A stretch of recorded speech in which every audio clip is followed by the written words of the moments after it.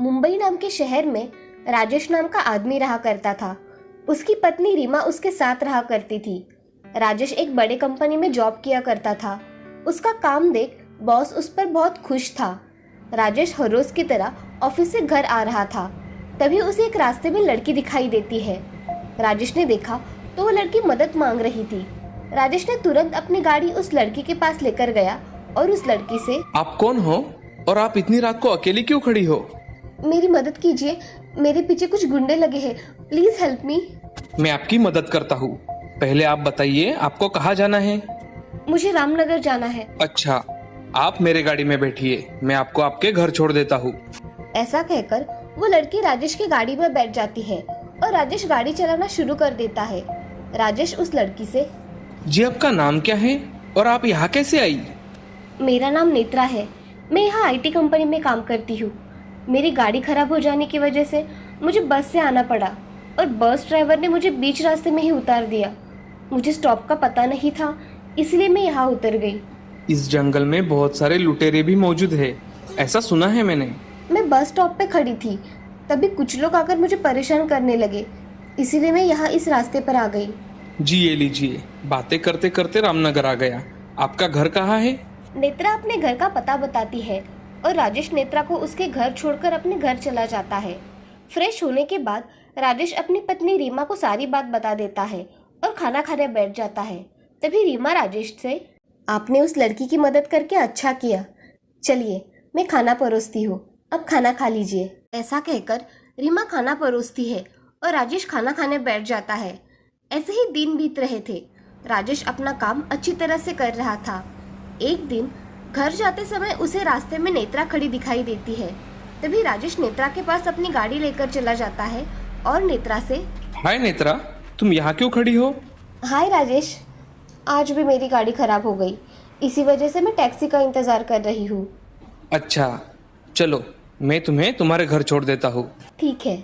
ऐसा कहकर नेत्रा राजेश के साथ उसके गाड़ी में बैठ जाती है। कुछ समय बाद राजेश नेत्रा के घर के सामने गाड़ी खड़ी कर देता है और उससे कहता है, बाय नेत्रा, मैं चलता हूँ, फिर मिलेंगे। बाय। ऐसा कहकर नेत्रा घर में चली जाती है। अब ऐसे ही दिन बीत रहे थे। राजेश और नेत्रा की दोस्ती दिन ब दिन बढ़ रही थी। नेत्रा राजेश को पसंद करने लगी थी। राजेश भी नेत्रा से ज्यादा मिलता था। उसे भी नेत्रा पसंद आ गई थी, मगर वो रीमा के बारे में सोचकर चुप रहा करता था।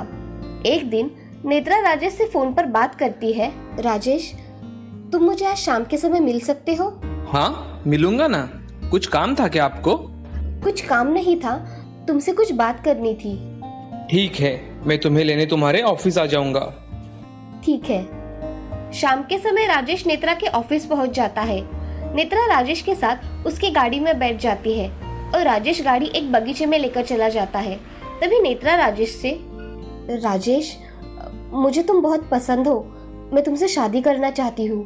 नेत्रा, मैं भी तुमसे शादी करना चाहता हूँ, मगर मेरी पहली शादी हो चुकी है। तो तुम तुम्हारी पहली पत्नी को छोड़ दो और मुझसे शादी कर लो। लेकिन रीमा इस रिश्ते के लिए कभी नहीं मानेगी। तुम पूछ कर तो देखो। मैं रीमा से पूछता हूँ और तुम्हें बताता हूँ। हाँ। राजेश नेत्रा को उसके घर छोड़ देता है और घर चला जाता है। रीमा राजेश का इंतजार कर रही थी। तभी राजेश रीमा से, रीमा, मुझे तुमसे कुछ बात करनी है। कहिए ना, क्या बात है? रीमा, मुझे नेत्रा नाम की लड़की बहुत पसंद है, मैं उससे शादी करना चाहता हूँ। अगर तुम हाँ कहती हो तो मैं उससे शादी करूंगा। ये आप क्या कह रहे हैं? हमारी शादी हो गई है, फिर भी आपको दूसरी शादी करनी है? ऐसा क्या देख लिया आपने उस नेत्रा में जो आपको आपकी पत्नी भी नहीं दिख रही? मुझे नेत्रा से शादी करनी है, और हाँ, मैंने कब कहा कि मैं तुम्हें छोड़ दूंगा? हम तीनों साथ में ही रहेंगे। नहीं, मैं इस घर में अब एक मिनट भी नहीं रह पाऊंगी, मैं जा रही हूँ। तुम कहीं नहीं जा रही हो, समझी? हम सब एक साथ रहेंगे। अब रहिए उस औरत के साथ, मैं नहीं रह पाऊंगी। ऐसा कहकर रीमा अपने मायके अपने पिताजी को फोन लगाती है और दोनों के बीच हुई सब बात अपने पिताजी को बताती है। उसके पिताजी रीमा से, बेटी तुम चिंता मत करो, मैं अभी निकल रहा हूँ तुम्हें लेने के लिए। पिताजी मैं आ रही हूँ आपके पास, मैं अभी निकल रही हूँ। ठीक है बेटी, तुम आओ। बाद में देखते हैं कि हम क्या कर सकते हैं। जी। फोन पर बात करने के बाद रीमा जोर जोर से रोने लगती है। उसका रोना देख राजेश को बहुत बुरा लगता है। राजेश रीमा को बहुत समझाता है, मगर रीमा अपना बैग भर के गुस्से में जाने लगती है। रीमा अब ट्रेन में बैठ जाती है। उसके पीछे राजेश भी उसके साथ ट्रेन में बैठ जाता है। राजेश रीमा से, अरे रीमा, मेरी एक बार बात तो सुनो, मैं क्या कह रहा हूँ। मुझे अब तुम्हारी कोई बात नहीं सुननी। राजेश को अब बहुत गुस्सा आ जाता है और वो गुस्से में रीमा का हाथ पकड़कर उसे एक जोर का चाटा मारता है। तभी रीमा और जोर से रोने लगती है। रीमा दूसरे डिब्बे में जाने के लिए निकलती है। तभी राजेश उसका हाथ पकड़कर उसे खींचता है। रीमा उसके हाथ को धक्का दे देती है। तभी रीमा का हाथ छूटने की वजह से वो चलती हुई ट्रेन से गिर जाती है और जोर से चिल्लाती है। तभी राजेश वहाँ खड़ा सिर्फ देख रहा था। उसने रीमा की कोई मदद नहीं की। रीमा पटरी पर गिरने के बाद मदद के लिए पुकार लगाती है, मगर चलती हुई ट्रेन में उसकी मदद करने के लिए कोई सामने नहीं आता। राजेश अब वापस अपने घर चला जाता है और उसे लगता है कि रीमा ट्रेन से गिरकर मर गई। ऐसा मन में सोचकर वो नेत्रा से शादी कर लेता है। नेत्रा तो राजेश से शादी करके बहुत खुश थी। अब वो दोनों खुशी खुशी रहने लगे थे। नेत्रा ने राजेश की नाम की सारी जायदाद अपने नाम करवा ली थी। राजेश को एक दिन नेत्रा किसी दूसरे आदमी के साथ बातें करते दिखाई देती है। राजेश को नेत्रा थोड़ा शक हो जाता है। राजेश नेत्रा पर नजर रखता है तो उसे पता चलता है कि नेत्रा का किसी और आदमी के साथ चक्कर चल रहा है। ये सब देख राजेश को बहुत पछतावा होता है। राजेश मन में, मैंने इस नेत्रा के लिए मेरी पत्नी रीमा को छोड़ दिया। मेरी रीमा ऐसी नहीं थी। ऐसा कहकर राजेश बहुत रोने लगता है और थोड़ी देर बाद राजेश घर चला जाता है। नेत्रा टीवी देख रही थी। ये देख राजेश, नेत्रा, टीवी बंद करो, मुझे तुमसे कुछ बात करनी है। हाँ कहो ना, क्या बात करनी है? नेत्रा, मैंने तुम्हें एक आदमी के साथ देखा था। क्या तुम्हारा उस आदमी के साथ कोई रिश्ता है? हाँ, मैं उससे प्यार करती हूँ और जल्द ही हम दोनों शादी करने वाले हैं। क्या कह रही हो तुम? तुम्हारे होश तो ठिकाने हैं ना? मैं ठीक हूँ, और अगर तुम्हें मेरे साथ रहना है तो चुपचाप मेरे साथ इस घर में रहो, वरना तुम जा सकते हो। ये मेरा घर है। तुम मुझे निकालने वाली कौन होती हो? तुम भूल गए हो शायद राजेश, ये मेरा घर है। ये घर मेरे नाम पर है। अच्छा ठीक है, मैं ही इस घर से चला जाता हूँ। ऐसा कहकर राजेश उस घर से निकल जाता है और बहुत रोने लगता है। तभी उसे उसकी पहली पत्नी रीमा की याद आती है और वो चलते चलते स्टेशन पर आ जाता है और वहाँ बैठकर बहुत रोने लगता है। मुझे माफ कर दो रीमा, मैंने तुम्हारे साथ बहुत गलत किया। ऐसा कहकर राजेश बहुत रोने लगता है। दूसरे दिन राजेश अपने ऑफिस चला जाता है और अपना काम करने लगता है। उसे काम करते करते एक दिन रीमा दिख जाती है और वो रीमा को देख हक्का बक्का रह जाता है। रीमा अब जॉब कर रही थी। ये देख राजेश बहुत खुश हो जाता है और रीमा के पास चला जाता है। रीमा, मुझे माफ कर दो, मुझसे बहुत बड़ी गलती हो गई। मैंने तुम्हारे साथ बहुत बुरा बर्ताव किया है। मुझे तुमसे कुछ बात नहीं करनी है राजेश। तुम मेरी जिंदगी में कोई मायने नहीं रखते हो। रीमा, मैं सजा के काबिल हूँ। रीमा, मुझे माफ कर दो। रीमा उसकी बातें सुन वहाँ से चली जाती है और राजेश को कभी माफ नहीं करती। वो अब खुशी खुशी अपना जीवन जी रही थी। राजेश को अपनी गलती की सजा मिल गई थी। इस कहानी से हमें ये सीख मिलती है कि जिंदगी में हमेशा अच्छे कर्म करने चाहिए और अपनी सूझबूझ से हर एक निर्णय लेना चाहिए। अपने विचार हमेशा अच्छे रखने चाहिए। सुंदरपुर नाम के गांव में एक रमा नाम की लड़की रहा करती थी। वो दिखने में बड़ी खूबसूरत थी। रमा अपने माँ पिताजी के साथ रहा करती थी। उसकी माँ शीला और पिताजी श्यामलाल हर रोज मजदूरी का काम करके अपना गुजारा करते थे। रमा पढ़ी लिखी होने के कारण उसे पढ़ा लिखा ही लड़का चाहिए था। एक दिन शीला श्यामलाल से, हमारी रमा दिखने में इतनी खूबसूरत है मगर उसकी शादी ही नहीं हो रही है। हाँ शीला, इसका तो मुझे भी आश्चर्य है, मगर इसके नसीब में जब शादी लिखी होगी तभी होगी। ऐसा कहकर श्यामलाल वहाँ से चला जाता है। तभी वहाँ उसकी पड़ोसी मालती आ जाती है और शीला से, शीला क्या कर रही हो? आजकल बाहर भी नहीं दिखाई देती। मुझे थोड़े बहुत काम थे इसलिए मैं बाहर नहीं आई। तुम बताओ कैसे आना हुआ? शीला बहन, हमारे गांव में एक सिद्ध बाबा आए हुए हैं। तुम जरा रमा के बारे में उनसे जाकर पूछो, क्या पता वो कोई रास्ता बता दे तो। लड़की का नुकसान नहीं होना चाहिए। हाँ मालती, तुम सही कह रही हो। मैं भी अब रमा के बारे में चिंतित रहती हूँ। उसकी चिंता अब तुम छोड़ दो। तुम बाबा से जाकर मिलो, वो तुम्हें उपाय बता देंगे। हाँ, मैं आज ही बाबा के पास जाकर आती हूँ। हाँ चलो, मैं चलती हूँ, मुझे थोड़ा काम है। हाँ। ऐसा कहकर मालती वहाँ से चली जाती है। तभी शीला अपने पति श्यामलाल से, अजी मैं सोच रही हूँ कि हम आज ही सिद्ध बाबा के पास जाकर आते हैं। वहाँ जाकर कोई ना कोई उपाय तो निकल ही आएगा। ठीक है, तुमने सोच लिया है तो सही होगा, हम तीनों भी जाएंगे। जी मैं रमा को बताकर आती हूँ, आप भी तैयारी कर लीजिए। ऐसा कहकर शीला रमा के साथ तैयारी करने चली जाती है और कुछ समय बाद तीनों घर से निकल जाते हैं। थोड़ी देर बाद वो तीनों सिद्ध बाबा के पास चले जाते हैं। शीला सिद्ध बाबा को प्रणाम करती है। प्रणाम बाबा। आओ बेटी, क्या समस्या है? बाबा, मेरी बच्ची दिखने में सुंदर है, पढ़ी लिखी है, मगर उसकी शादी ही नहीं हो रही है। बाबा थोड़ी देर आंखें बंद कर लेते हैं और कहते हैं कि बेटी, तुम्हारी बेटी को मांगलिक दोष है, उसके वजह से उसकी शादी में रुकावट आ रही है।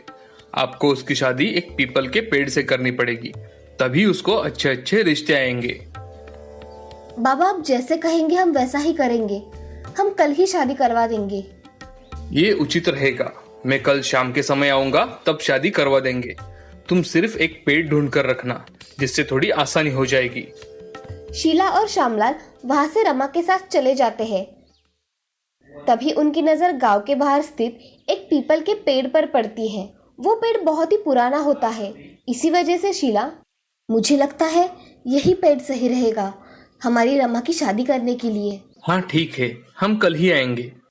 ऐसा कहकर कल श्यामलाल अपनी पत्नी शीला के साथ रमा को दुल्हन के रूप में तैयार करके पीपल के पेड़ के पास लेकर आता है।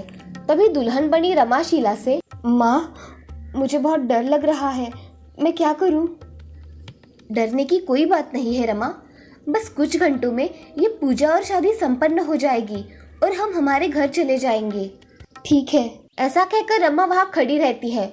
सभी लोगों को पता ही नहीं होता कि उस पीपल के पेड़ पर भूत है। वो भूत रमा को देख बहुत खुश हो जाता है और खुद से, कितनी सुंदर दुल्हन है ये, शायद यहाँ शादी करने आई है, मगर ये तो पेड़ से शादी कर रही है। इससे अच्छा मैं ही इससे शादी कर लूं। जीते जी तो मेरी कोई पत्नी नहीं थी, मगर मरने के बाद इतनी सुंदर बीवी मिलेगी। तभी वहाँ सिद्ध बाबा आकर मंत्र पढ़ना शुरू कर देते हैं। मंत्र पढ़ते ही रमा को पेड़ के चारों ओर घूमने के लिए कहते हैं। तभी रमा, जी बाबा, ऐसा कहकर रमा पेड़ के चारों ओर फेरे लगाती है। तभी भूत उसके पास आकर खड़ा होकर उसके साथ फेरे लगाता है। फेरे लगाते समय रमा खुद से, मेरे पास कोई है जो मेरे पीछे चल रहा है, लेकिन मैंने पीछे देखा तो कोई नहीं दिख रहा है। रमा फिर से इधर उधर देखती है और पेड़ के साथ 7 फेरे लगाती है। ये देख घर के सभी लोग बहुत खुश हो जाते हैं कि उसकी शादी विधिवत हो गई। उसके मांग में सिंदूर और गले में मंगलसूत्र पहना दिया जाता है। इसी तरह से शादी संपन्न हो जाती है। रमा अपने माँ पिताजी के साथ घर चली जाती है। रमा को रास्ते में घर जाते समय भी उसके साथ कोई है ऐसा लगता है। रमा अपनी माँ से, माँ मुझे कब से लग रहा है कि मेरे साथ कोई है। रमा, आज तुम बड़ी थक गई हो, इसी वजह से तुम्हें लग रहा होगा। हाँ माँ, शायद तुम सही कह रही हो, मैं अभी सोने जा रही हूँ। ठीक है। ऐसा कहकर रमा अपने कमरे में चली जाती है और आराम करने लगती है। तभी रमा अपने गले से मंगलसूत्र निकालकर सो जाती है। अगले दिन रमा के गले में मंगलसूत्र पहना हुआ था और मांग में सिंदूर भी भरा हुआ था। ये देख रमा चौंक जाती है। तभी भूत खुद से, तुम मेरी पत्नी हो और मुझे तुम ऐसी रहो ये पसंद नहीं है। ऐसा कहकर भूत वहां से चला जाता है। तभी रमा अपना मंगलसूत्र और सिंदूर निकाल डालती है और नहा धोकर तैयार हो जाती है। अब अगले दिन से रमा को बहुत से अच्छे रिश्ते आने लगे थे। ये देख शीला और श्यामलाल बहुत खुश हो गए थे। एक दिन श्यामलाल के यहाँ एक संजय नाम का लड़का रमा को देखने आता है। तभी श्यामलाल उसका स्वागत करता है। आइए ना, नमस्ते। नमस्ते। नमस्ते। ऐसा कहकर सभी घर में बैठ जाते हैं। थोड़ी ही देर में रमा चाय लेकर वहां आ जाती है और सबको चाय देने लगती है। तभी संजय को रमा के पीछे कुछ डरावना साया दिखाई देता है। तभी संजय, भूत भूत, माँ यहाँ भूत है, चलो यहाँ से। अरे आप कुछ भी क्यों कह रहे हो? यहाँ कहाँ भूत है? हमें तो नहीं दिखाई देता। माँ चलो यहाँ से, वो भूत देखो हमारी तरफ ही कैसे देख रहा है। हाँ संजय चलो, हमें नहीं करनी ये शादी, तुम्हारे लिए मैं कोई दूसरी लड़की ढूंढ लूंगी। ऐसा कहकर संजय और कांता वहां से चले जाते हैं। उनको जाते देख रमा अपने पिताजी के पास आकर, पिताजी मेरे नसीब में शायद शादी लिखी ही नहीं है, अब चिंता मत कीजिए, सब कुछ ठीक हो जाएगा। ऐसा कहकर रमा अपने कमरे में चली जाती है। इधर भूत बहुत खुश हो जाता है कि उसके घर से मेहमान डरकर भाग गए थे। अब हमेशा ऐसा ही हुआ करता था कि रमा को देखने के लिए लड़के आया करते थे, तभी भूत आकर कुछ ना कुछ करके उन्हें भगा दिया करता था। एक दिन रमा अपने कमरे में आराम कर रही थी, तभी उसे एक आवाज आती है। उस आवाज की ओर देखती है तो वो बहुत डर जाती है। वहाँ एक बहुत डरावना भूत खड़ा दिखाई देता है। तभी रमा भूत से, तुम कौन हो और मेरे कमरे में क्या कर रहे हो? मैं तुम्हारा पति हूँ, मैंने तुमसे शादी की है, इसलिए मैं यहाँ हूँ। मैंने पेड़ के साथ शादी की थी, तुम्हारे साथ नहीं, समझे? तुमने मेरे साथ शादी की थी और मैं हमेशा उस पेड़ पर ही रहता हूँ। मैं ऐसा नहीं मानती, मुझे अब आराम करना है, तुम यहाँ से चले जाओ। ऐसा कहकर रमा सो जाती है। तभी वो भूत बाहर आ जाता है और देखता है कि शीला और श्यामलाल बातें कर रहे थे। शीला श्यामलाल से, हमेशा इतने अच्छे रिश्ते आते हैं मगर सभी भूत भूत कहकर भाग जाते हैं, क्या सच में हमारे घर में भूत है? मैं भी इसी दुविधा में हूँ कि ये सब कौन और क्यों कर रहा है। मेरी बेटी का घर बसने जाता है और बसने से पहले ही उजड़ जाता है। ऐसा दोनों बातें कर रहे थे, तभी वहाँ भूत आ जाता है और भूत शीला से, मैं इसी घर में रहूंगा, मेरी रमा से शादी हो गई है। भूत भूत, तुम कौन हो और यहाँ कैसे आए हो? भूत भूत, मैं एक भूत हूँ, तुम्हारी बेटी और मैंने शादी कर ली है, अब मैं उसका पति हूँ, उसी नाते मैं आपका दामाद लगता हूँ। तुम पागल हो गए हो क्या? मेरी बेटी भूत से कैसे शादी कर सकती है? हम दोनों की शादी आप दोनों ने ही करवा दी थी। हम इस शादी को नहीं मानते। भूत से कोई शादी करता है क्या? तभी भूत को बहुत गुस्सा आता है। वो शीला को पकड़ता है और उसे ऊपर उठा लेता है। तभी शीला जोर जोर से चिल्लाने लगती है, अजी अजी बचाइए, ये भूत मुझे मार डालेगा। हाँ मैं कुछ करता हूँ, शीला तुम घबराओ मत। श्यामलाल वहाँ से जाने लगता है। तभी भूत उसको भी दूसरे हाथ से पकड़ लेता है और ऊपर उठा लेता है। तभी घर में आवाज सुनकर रमा की नींद खुल जाती है और वो बाहर आकर देखती है तो भूत ने उसके माँ पिताजी को हाथों में पकड़कर उठा लिया था। ये देख रमा भूत से, मेरे माँ पिताजी को छोड़ दो, उन्होंने तुम्हारा क्या बिगाड़ा है? रमा तुम यहाँ से भाग जाओ। नहीं माँ, इस भूत से भाग के कोई फायदा नहीं है, वो कभी भी आ सकता है। तुम्हें क्या चाहिए वो बताओ। तुम इन्हें कह दो कि तुम्हारी शादी का विचार छोड़ दो, क्योंकि तुम मेरी पत्नी हो। मैं तुम्हारी पत्नी नहीं हूँ। ऐसा कहकर रमा कमरे में चली जाती है और दुल्हन का जोड़ा और उसका मंगलसूत्र लेकर आती है। तभी वो भूत देखता ही रहता है कि रमा क्या कर रही है। तभी रमा किचन में जाकर घासलेट लेकर आती है और कपड़ों पर डालने लगती है। तभी भूत रमा से, रमा तुम ऐसा नहीं कर सकती, तुम ऐसा मत करो, मैं तुम्हारे माँ पिताजी को छोड़ देता हूँ। ऐसा कहकर भूत उसके माँ और पिताजी को छोड़ देता है। तभी रमा उसके शादी के जोड़े को आग लगा देती है और उसमें मंगलसूत्र भी जल जाता है। ये देख भूत भी जल उठता है और भूत को मुक्ति मिल जाती है। अब रमा की शादी एक अच्छा लड़का देखकर हो जाती है और वो खुशी खुशी अपना जीवन व्यतीत करती है। इस कहानी से हमें ये सीख मिलती है कि कितने भी कठिन परिस्थिति आए उसका डटकर सामना करना चाहिए। अपने खुद पर विश्वास रखकर हर नया कार्य करना चाहिए।